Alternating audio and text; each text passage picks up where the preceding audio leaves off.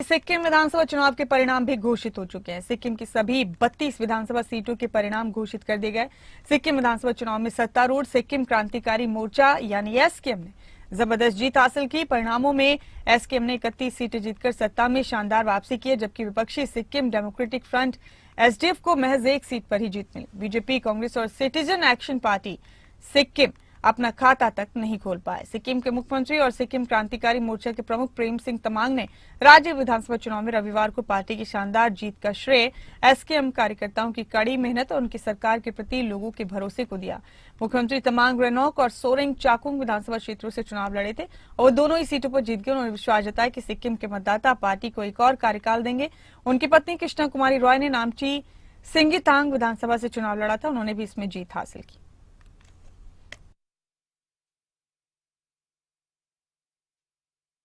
जितना भी अनाउंसमेंट किया है सुनौलो सिक्किम एंड समृद्धि सिक्किम के लिए वो काम हम लोग करेंगे। उसके लिए हम लोग के इलेक्शन के बाद ही हम लोग के पूरा सीरीज ऑफ मीटिंग मैंने विभागीय कर्मचारी से कर चुका है। हमारा पूरा ब्लूप्रिंट तैयार है कि 5 वर्ष हम क्या करेंगे। जो भी रेगुलर हुआ है वो रेगुलर तो हो चुका है उन लोगों का, और उन लोगों आप तुरंत हम लोग को जितना भी ऑर्डर देना हम लोग दे देंगे। पूरा जितना भी हम लोग ने अपॉइंटमेंट किया है उन लोगों का अपॉइंटमेंट हो चुका है। तो जितना भी हम लोग ने इलेक्शन के टाइम में चुनाव के समय में जो अनाउंसमेंट घोषणा किया है हम लोग 5 साल में वो पूरा करेंगे। सब 7 तारीख नेशनल लेवल में भी इलेक्शन का रिजल्ट का क्या उम्मीद रखते हैं? नेशनल लेवल में भारतीय जनता पार्टी के नेतृत्व में एनडीए का सरकार बनेगा, पूरा बहुमत और 400 पार होगा।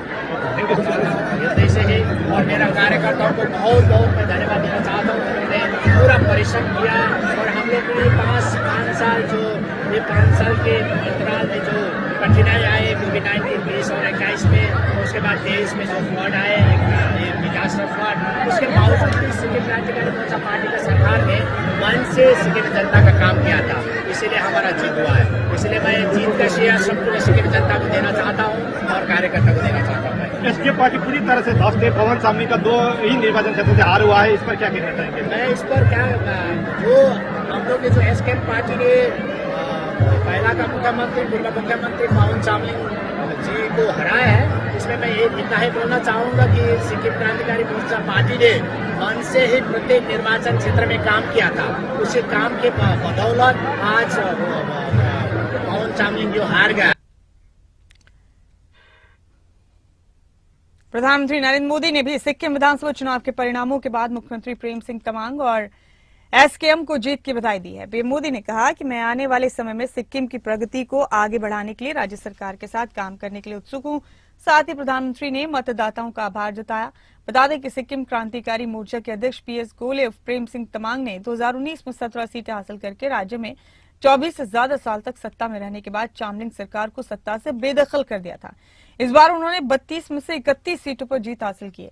चामलिंग की अगुवाई वाले एसडीएफ के संस्थापक सदस्य रहे प्रेम सिंह तमांग ने पूर्व मुख्यमंत्री के खिलाफ बगावत कर 2013 में सिक्किम क्रांतिकारी मोर्चा बनाया था।